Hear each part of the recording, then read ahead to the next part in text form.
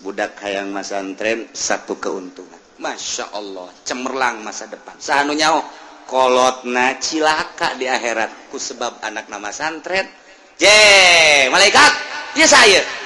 Ya tuh nyaho cek malaikat buku ya imah bakula. Imah kula dek ka mana keun di ringkus. Iya dek di karnarakakeun lah. Iya abah ieu mah. Kunaon ieu maka diringkus bah mak kredit. Ya. Cek malaikat aya sisa kula anakna. Pan ieu bisa teger kipan kula mah santri di pasantreun ku abah. Nu mata kula bisa maca Quran ngahatikeun Quran ieu tenang sabab ya ngabiayaan mah jeung abah. Sedangkeun cak Kangjeng Nabi jelema nu masantrenkeun anak kama yuqatilu payuk talu sahih di abah kula ieu. Kredit mah kredit bae. Tetep teu bisa kas ka neraka teu bisa. Usul. Pangusulkeun ka Gusti Allah eta keterangan Kangjeng Nabi. Deuk kumaha tah? Cak ka Gusti Allah coba periksa eta budak bener tah henteu masantren. Periksa ku malaikat bener. Aja coba eta deuk pertanggungjawabkeun. Kula deuk kapanggih heula jeung Kangjeng Nabi Muhammad eta ucapan eta deuk kumaha eta? Jelema nu ngabiayaan mondok pesantren sarua jeung perang terbunuh. Berarti eta syahid. Aya syahid diringkus kos kieu. Teu arti kula mah kajen gogo mage deuk benta pertanggungjawaban ka Kangjeng Nabi. Begitu datang ka nya mana emang ngabas ya? Ieu tah ieu. Geus kasorgakeun. Masyaallah. Ayo keur carita ya. Kafir Mekah, kufar Mekah teh embung jasa dipimpin ku Kanjeng Nabi. Di samping embung lain gak sakadar embung, tetapi nyana teh nantangan lain sakadar ku ucap, ku tingkah jeung pagawean dianiaya. Sahabat-sahabat dianiaya, nu diseret mah, nu dipasung mah, lu ditubles mah geus macem-macem mengarah ka Kanjeng Nabi lain bantrak-bantrakeun. Weuy kufar Mekah teh kejam luar biasa. Tiap hari kadenge sahabat anu ditublas, nu dianiaya, paeh dan lain sebagainya nu seret. Weuy mukminin di Mekah saat eta mikir kudu kumaha ieu. Nyalametkeun agama kudu kumaha lain mundur mukminin teh malah kumaha carana nyalametkeun agama geus yakin anu kuat bila perlu ini ke Mekah sebab ngelawan ku perang mah encan siap minoritas. Tah Kanjeng Nabi teh terus dakwah tapi terus bae pimpinan Abu Jahal, Abu Sufyan, Abu Lahab, berbagai abu nu lainna tetap nentang ka Kanjeng Nabi pohara jasa lain sekedar ku ucap tingkah mah geus karuhan pagawean mengarah ka Kanjeng Nabi. Kanjeng Nabi teh dianiaya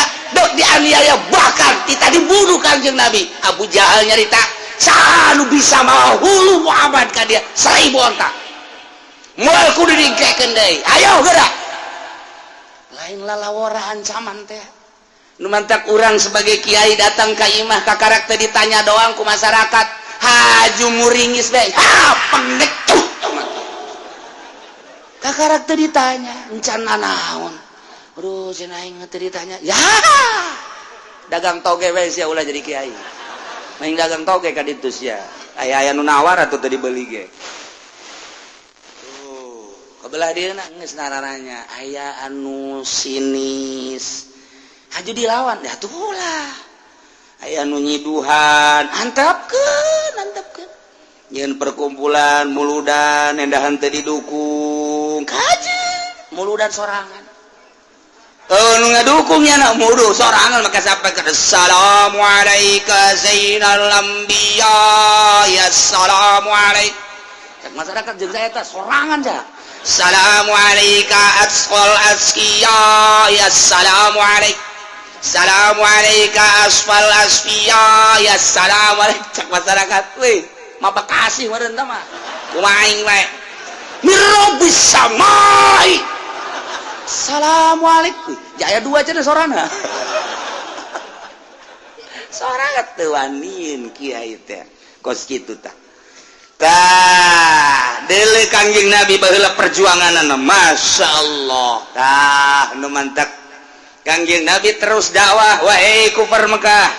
wahai kaum Mekah saha nu iman ka Allah iman ka kaula sebagai Rasul Allah pindah agama tina agama jahil ka agama anu lurus Shiratal mustaqim Islam inna dina indallah Islam bakal diberes surga caritakeun keistimewaan jeung keindahan surga saha jelema anu teu nurut henteu iman ka Allah di akhirat bakal dibere kanyerian neraka sifatan ku Kangjeng Nabi neraka tetep bae lah Muhammad macem-macem segala surga lah segala neraka lah hirup mangan di dunia doang sebab dongeng nu paeh udang pan senep eta senep kan aja jantung senep eta segala surga segala neraka mana berita nanti baheula ge mun nya ge aya surga aya neraka saurang bae anu udang jauh mad ngomong teh sok macem-macem segala surga segala neraka padahal nyana geus nyaho dina Injil geus nyaho dina Taurat Yahudi bahwa memang aya surga jeung neraka teh ngan kulantaran nyana benci jasa ka Kangjeng Nabi sehingga keyakinan nu aya di jero dadanya ge dianggap eueuh bae kos kitulah jelema anu berbangga diri jelema anu ego kos kitu tetep teiman ku teiman anu mantap ieu dibere ku Gusti Allah ayat innama tu'aduna la'at wa ma antum bimu'jizin lamun nusok ngaji bilagah mah kakarak ngadenge bahasana geus muringkak bulu tetapi kulantaran urang mah teu masantren teu ngaji bilagah nu mantap biasa-biasa bae nusok didengikeun dengan sakadar sorana nu sakadar makhorijul hurufna sakadar lagam-lagamna hungkul variasirna krenikna doang henteu diamati eta bahasa-bahasa Gusti Allah dina Al-Qur'an teh tapi nu sok ngaji ilmu bilagah mah minimal ngaji Johar Makdon muringkak bulu ieu mah teu muringkak bulu Pak muringkak ge bulu handap muringkak bulu lantaran bahasa ku pohara-pohara teh mana ka poharaanana ieu neretet bae ayat taukid mana hiji inna dua laat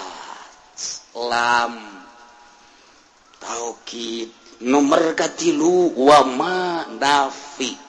nomor kaopat make ba zaidah bimu'jizin woi ieu taukid ieu ngabaris aya opat ku pohara-pohara teh berarti tahap keingkaranana si bohota luar biasa sehingga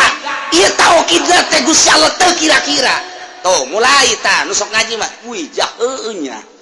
aya nu teu ngaji mah tuh biasa-biasa mah nu mantap kunaon sia teu marondok atuh baheula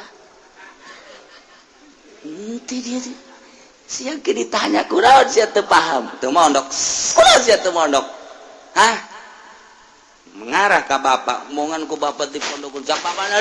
sia di dieu bae ngomong pan aing ditahan pondok ka sia sok ajung-ajungkalkeun aing ka neraka sia pan aing ditahan ka sia mondok da cak kiai ge jelema anu masantrenkeun anak sarua jeung sabilillah sarua jeung kaman yuqatilu payutalu jelema anu masantrenkeun anak sarua jeung jelema perang di medan laga terbunuh kan kurang kumaha kiai nyampeikeun anak jauh nu nyaritakeun sakola SD mah kama yuqatilu payutalu jauh nu sakola SMP SMA mah kama yuqatilu payutalu jauh nu kuliah sugan aya kamain yuqatilu payutalu jauh jaya ge anu man salaka ilman nu jelema nyupri ilmu jang sabilillah ilmu agama kama yuqatilu payutalu percis kos jelema anu perang terbunuh di medan naga berarti sabilillah tah eta nu masantrena jeung nu ngabiayaana sarua sabilillah sia cokolotna mang maco si ulah sembarangan ngeunana ngomong neraka ieu mah urusanana sia mah sia bae abah kiri emang nitah kakula mah wah sia pan aing nitah ka sia pan cek abah cenah bari sakola bae ulah lo diomongkeun sakola mah cenah cak abah cenah abe hebat cenah agamana bisa ajung nagarana bisa pan haji pasantren kan salawiyah emang salah tuh henteu ngan niatna kurang murni nu pasantren mah murni kanyahoan kamurnian eta kumaha eueuh unsur dunia mun hayang nyaho mah pasantren mah eueuh unsur dunia ai sakola mah ieu sakola naon SD hayang naon meunang ijazah kaditura deuk SMP kaditura deuk naon hayang ijazah kaditura SMA kuliah kaditura deuk naon deuk digawe di pabrik minimal kan jadi manajer lamun di pabrik kabelah dituna PNS urusanna pitayeun doang beres tapi coba masantren ceng siapa masantren naon sanu diarah ijazah kiai na gitu gablegon wah bere ijazah di mana tuh aisyah deuk harapan naon Allah we wali mah budak ya Allah doang harapan dunia aisyah cengkel lamun geus balik masantren bakal laku mah ji kudu mikiran lain kitu jaing mah bangun rumek neuleus ya ngabiayaan henteu naon henteu ngapusingan ka aing siapa ae urusan itu santri mah pinter pun ngomong lain panu sakola mah atuh kaditunakan digawe atawa kabelah dituna aya acuan segala dagang sausa kan geus boga modal lokos kitu mah kecil ayeuna kula mah eueuh urusan dunia mah nu di dulu akhirat janu dagang paeh janu sakola paeh nu digawe paeh kula ge bakal paeh tak kula mah teu boga pikiran urusan di dunia pikiran teh urusan dan geus paeh tuh nu mondok makos kitu geus balik sia ka ditu kosong mikiran aing kitu kan santri mah berarti kan urusanana akhirat tinggal dilempengkeun doang aya sih seutik-seutik mah nu kurang lempeng aya ngan geus dimimitian putus jeung dunia waduh ai kitu mah cenah kiai mengarah kana putus sekolah hayu kos kitu mah nagara ku lain putus sekolah tahap keikhlasan Aisyah bisa mah nya sakola jangan bangun negara ikhlas atuh baik bae ieu mah keur carita ikhlas lah geus diikhlaskeun dilempengkeun mantap nya mah kawin ge tilok hese-hese santri mah tilok hese-hese tilok pulah pilih pokona asal sugih beunghar geulis beres salah tante saya ngomong aya keur carita ilmu santri mah moal aya di ilmu sakola mah neretet bae taukid geus berarti mukhotabna sangat inkar keinkaranana mukhotab munkir parah jasa sebab aya opat taukid pan urang ge ka batur teh ngomong dina Johar Maknun geus teu kudu dicaritakeun teh mah handap keneh mun urang nya ngaji ilmu bilagah ya aya jelema percayaeun bahwa Ki Zaid nangtung cukup bae koma Zaidun beres Zaidun qaimun beres tapi aya jelema ieu mutarodid teh antara percaya jeung henteu kana nangtung Ki Zaid bagus ditaukidan istihsan geus cek urang teh oh inna Zaidan qaimun sanya Ki Zaid eta nangtung bagus tah oh geus make sanyana eta bagus mun masih kena ingkar oh mahnya Ki Zaid geus bisa nangtung pan geri kabari di rumah sakit impus ih sabaraha poe sia di ditu asal geus aya 2 minggu mah ku aing mah geus bisa lelempangan inna Zaidan la qaimun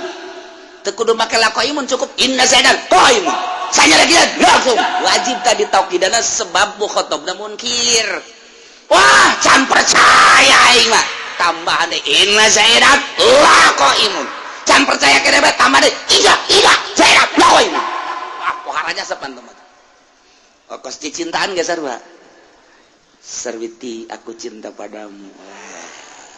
eta bahasa ikhbar Sarwiti na ngomong masa sih tendengan taukid sesungguhnya aku cinta padamu make sesungguhnya wah yang bener sih kos itu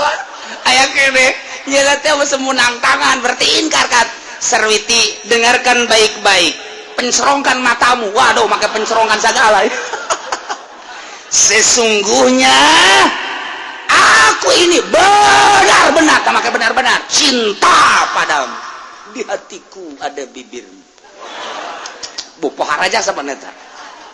eta ngaranna mukhatab munkir tuh ieu ge sarua lantaran kaum Quraisy teh inkar tahap keingkaranna pohara jasa woi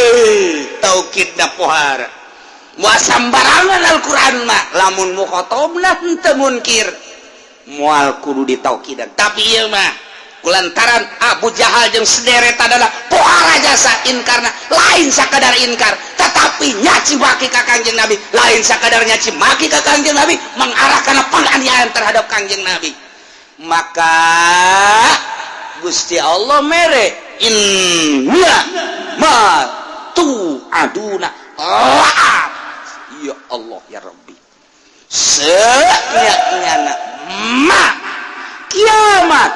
ma ganjaran ma siksaan ma penganiayaan di akhirat lah yakin bakal datang jasa tuh make tauhid pohara jasa Masya Allah lamun bahasa laat eta sok digunakeun kada janji ai janji mah berarti kana kesenangan sorga tapi nu dimaksud di dieu lain janji nu dimaksud nama wa'id ieu adalah ancaman sebab keur nyaritakeun berhadapan jeung mukhatab anu munkir tapi make bahasana make bahasa wa'du digeclekeun tina bahasa wa'du jang pi wa'idin ieu geus pohara jasa rahasia ieu Al-Qur'an hese Al-Qur'an mah diterjemahkeun sepintas malamun teu dibongkar mah hese bae nyaritakeunana mata komo bab hukum mah aduh patali jeung hukum mah teu bisa make sepintas eta mangan sakadar sepintas supaya naon kitu ngaranna ngahartikeun lapad bae tetapi nu sabenerna mah petelan-petelan kalimat per kalimat teh sangat sulit modal ieu geus ngahartikeun lagi sanyanyana masih kiamat lah bakal datang yakin bakal datang temang-mang deh bejakeun Muhammad ka kafir Quraisy dibejakeun ku Kangjeng Nabi wahai kufar Quraisy maneh ku kaula didakwahan tetep bae inkar nah dengekeun kecil sia cek Kangjeng Nabi innama sanyanjana kiamat geus aya dihareupeun bakal datang siksa geus aya dihareupeun bakal datang wa ma antum bimujizin teu aya anjeun kabeh bakal potong bakal pot karena siksa eueuh anu teu kasiksa sia kabeh bakal kasiksa jasa bahasa lagi make taukid lamun sia teu percaya bahwa Allah pangeran bahwa kaulah sebagai utusan Allah awas kiamat sakedeung deui bakal datang siksa bakal limpah aranjeun kabeh setelah kiamat eueuh selamat anu pot tina siksaan Allah bakal kena siksaan kabeh siksaun siapa cak Allah teh kitu cak Kangjeng Nabi Masya Allah namantakul ya qaumi amalu ala makanatikum inni amil kul bejakeun ku anjeun Muhammad lahum kepada kufar Mekah ya kaum hei kaum kaulah para kafirin lamun geus teu ngadanya jeung teu ngajiding ceuli aranjeun kabeh gas ayeuna mah i'malu sok magawe maneh sakadaek maneh kamu ala makanatikum sakawasa anjeun sok silakan eta geus bahasa teh sungkunan kos kitu teh aya geus teu ngadenge jeung teu ngajiding mah sok sakadaek maneh pagawean teh pagawe ku anjeun teh sakawasa maneh ini ambil kaula ge dek migawe sakumaha misina kaula ente kaula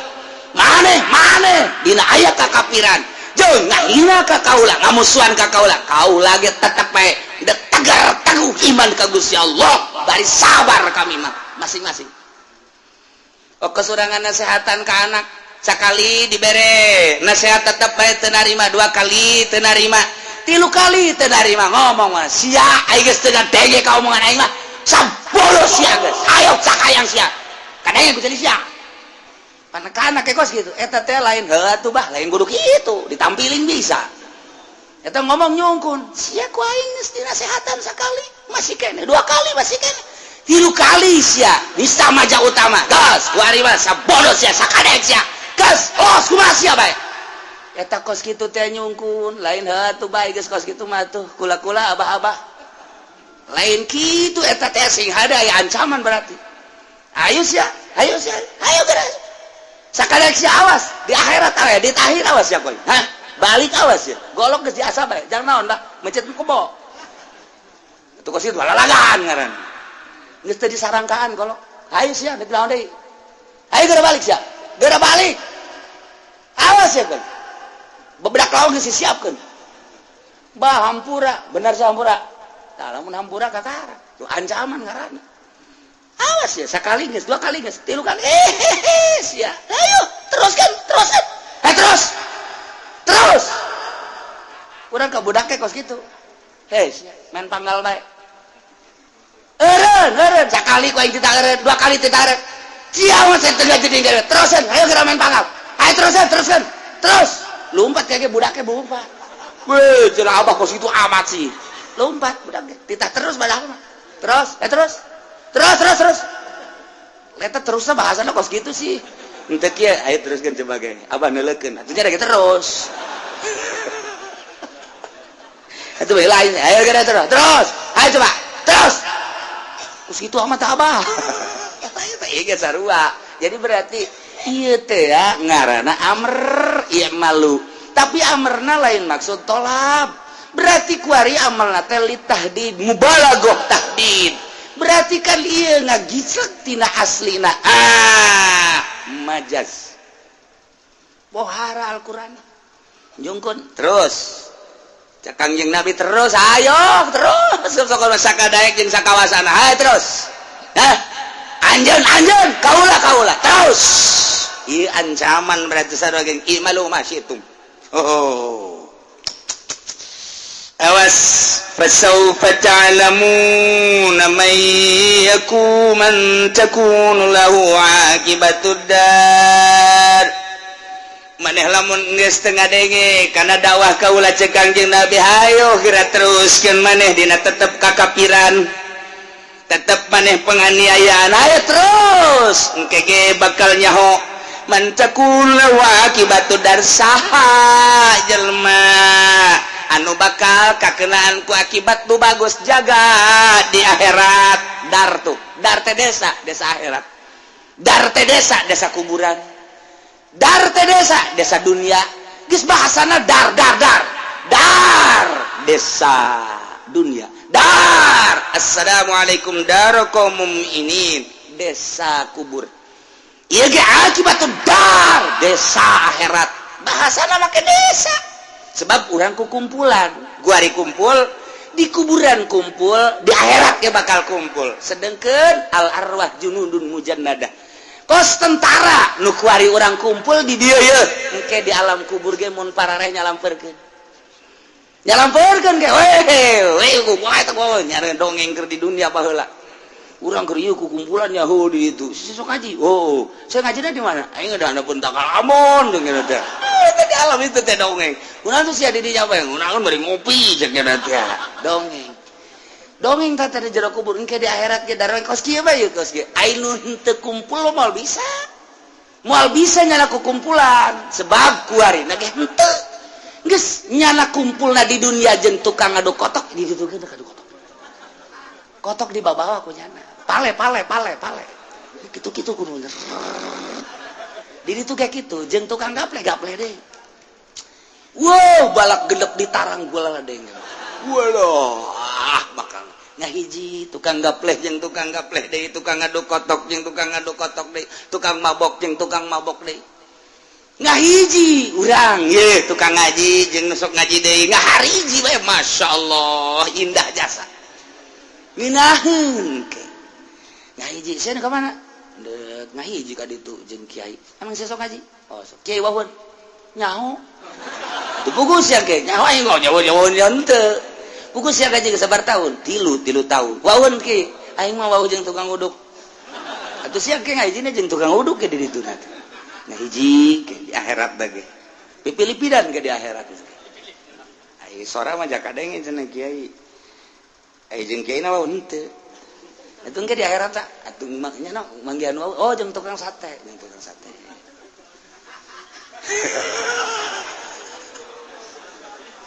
cek lu di luar teh sial awan memang siapa sial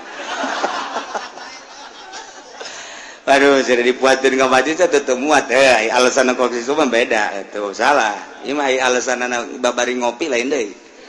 kumaha alasanana bocor lamun ka majelis kafe mah teu moal muat mantak ulama di luar sia nu mantak di luar kunaon teu muat majelisna bener tapi kan aya lain anu lain kitu sia nu mantak di luar kunaon kalau ngomong aing ngaji ge asal kadeuleu bae danan pipilipidan atuh di akhirat teh ge pipilipidan atuh percis engke di akhirat kos di dunia bae kos kieu kahirupan mata disebut ge dar rahasiana aya dar teh kos kitu pasaupa ta'lamun cek Kangjeng Nabi ente maneh geus tetep kakupuranana kaula tetep Islam iman sabar engke ge bakal nyaho saha kerja di sipam anu ke dibere akibat terpuji di akhirat anu iman jeung nu kupur bakal kayahoan nu bener nahnu itu kaula apa maneh ke bakal kayahoan kos kumaha si kayahoanana innahu la yuflihu zalimun bakal kanyahoan ke akibat terpuji di akhirat jeung henteu terpuji teh innahu sanyana kalakuan la yuflihu zalimun moal bahagia jelema nu zalim teh artina kalalapir moal bahagia berarti moal ka sorga jelema kafir moal ka sorga deuleukeun di akhirat kuari antepkeun keuna saengangna sadaekna sakahayangna jaga di akhirat ngajungkel ka neraka jahanam moal bahagia kan mantap urang mah alhamdulillahirabbil jauh jarakna jeung Kangjeng Nabi 14 abad beda nage tetapi nyai-nyayan di hati urang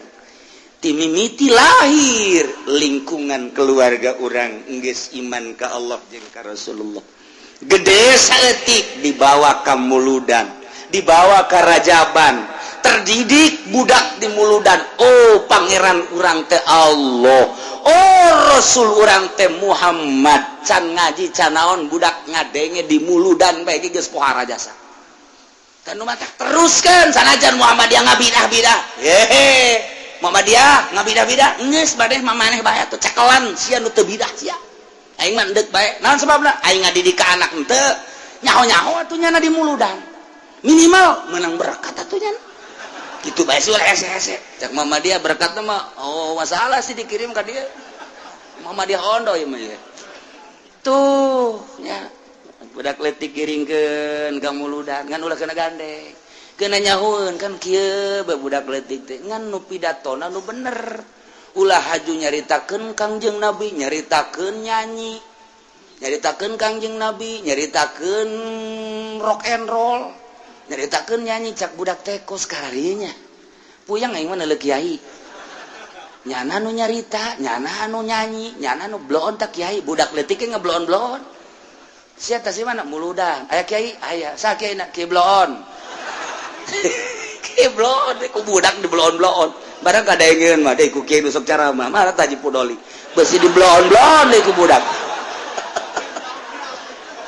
aduh masya Allah ulah sampai ke di blon-blon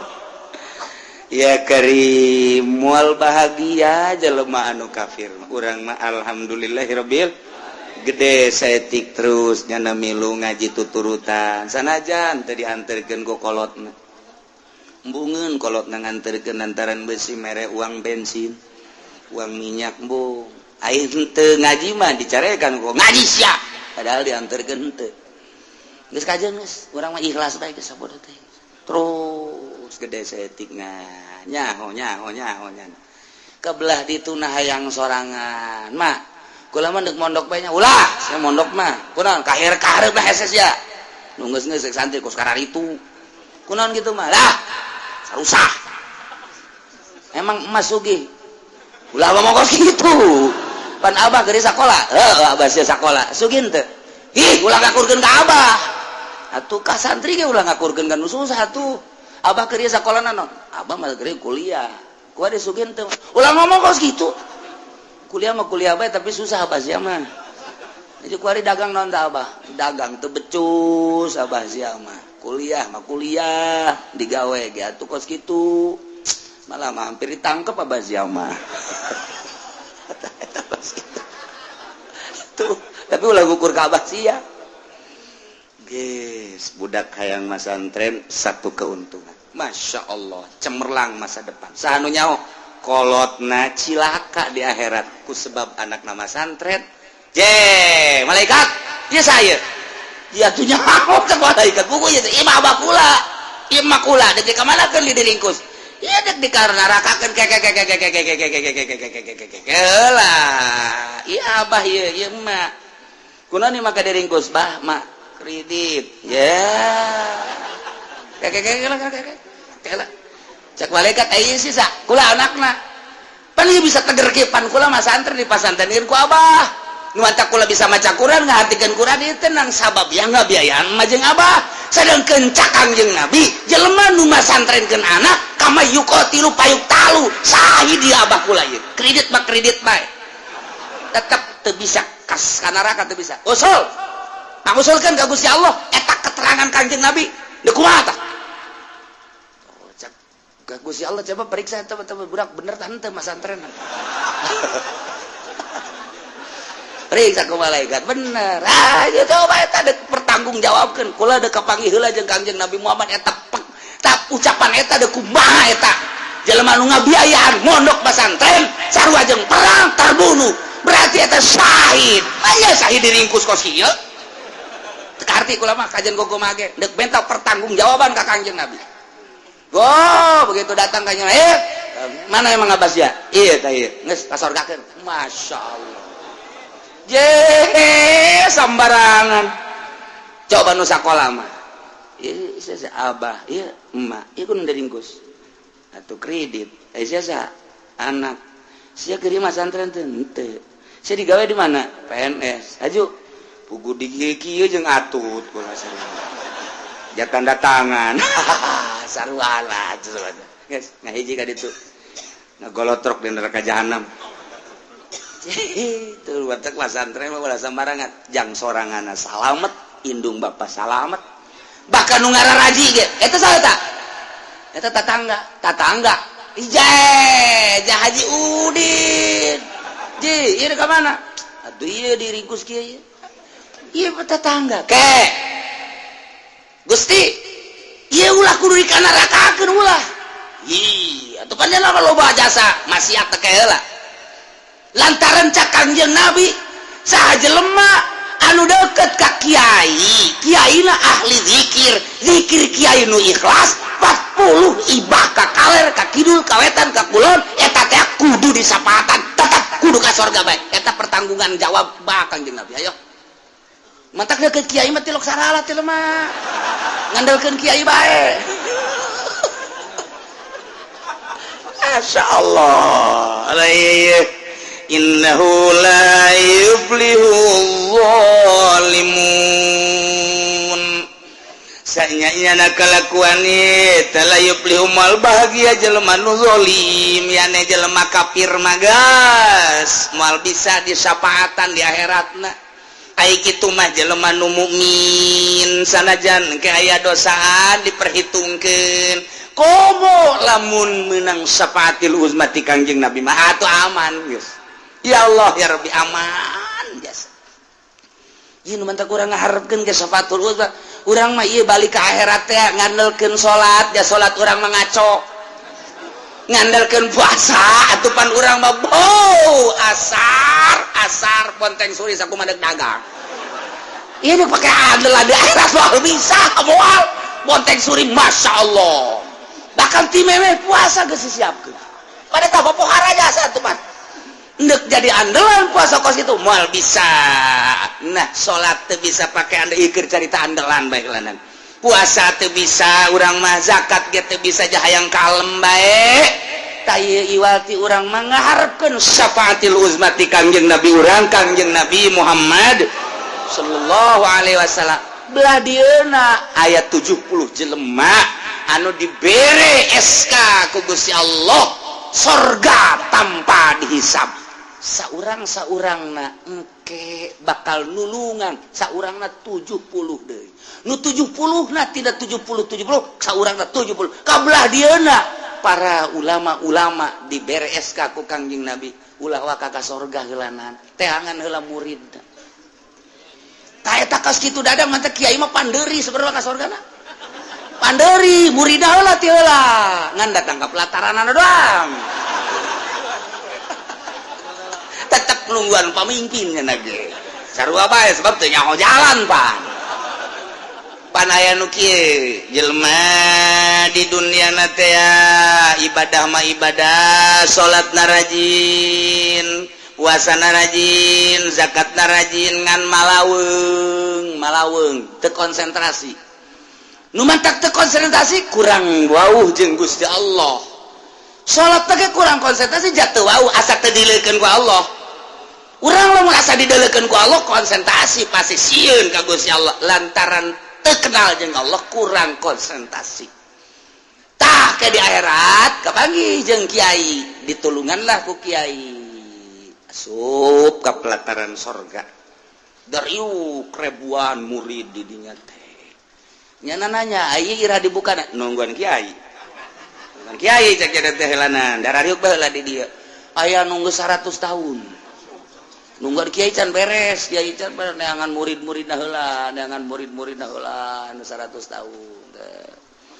barang ge 100 tahun datanglah kiai ka dieu dibuka pan pintu surga brus kasalaloga kabeh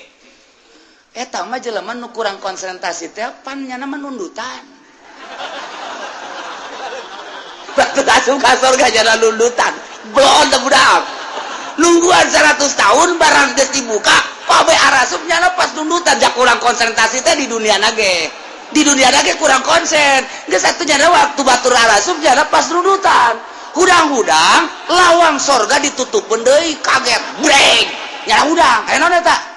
je cak malaikat geus arasup kabeh ieu ka mana babaturan geus arasup kabeh eta tadi nu jeger naon nutup deui teu bisa dibuka ai kula kumaha cak malaikat emang tadi teu milu kula nundutan tan batak nu sok ngajina nundutan ka bawah ka ditu wah terkenal jasa cak nu di tukang jahit mah teu nundutan ngan hees doang atuh komo hees nundutan bae teh asup komo hees kiai da di jero neangan kurang hiji ka mana ieu kurang hiji ieu pan geus dibuka sakitu tadi geus digiring-giring ku malaikat ieu kurang hiji nya ku kulintingan di luar aing ka mana jalan cenah jehes kiai di jero neangan kurang hiji mun cara ka Mekah mapan kamar-kamar geus dibere tah nu tiluan nu duaan nu gendepan pan geus ieu ukuran kamar duaan ieu sorangan saurang deui sia ka mana tadi baja bareng jeung kula aya ku ari kumana haho tetep teangan ku kiai di jero di luarnya aku kulintingan aya aing ka mana jalan sakian teh malaikat ditanya malaikat tu buka deh bisa buka-buka ada cek dia kudu aya perintah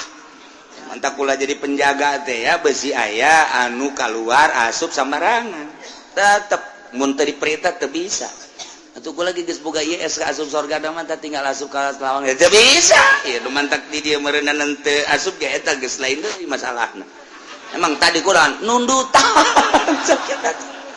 waduh kiai geus seleh neangan di surga ieu surga itu bebeja kakara ka malaikat Ridwan malaikat ya. Kurang hiji peserta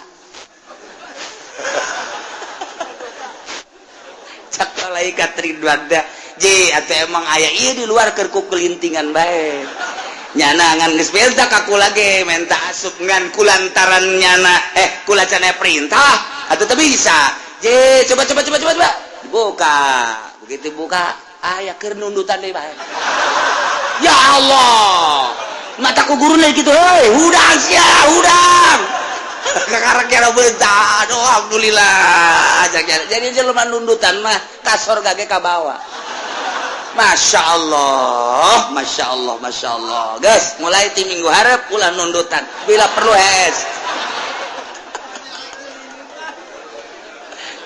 kula pajar lalagan dongeng lain, bebeneran eta kos itu. Aya dongeng dina kitab supi tahu seperti gitu.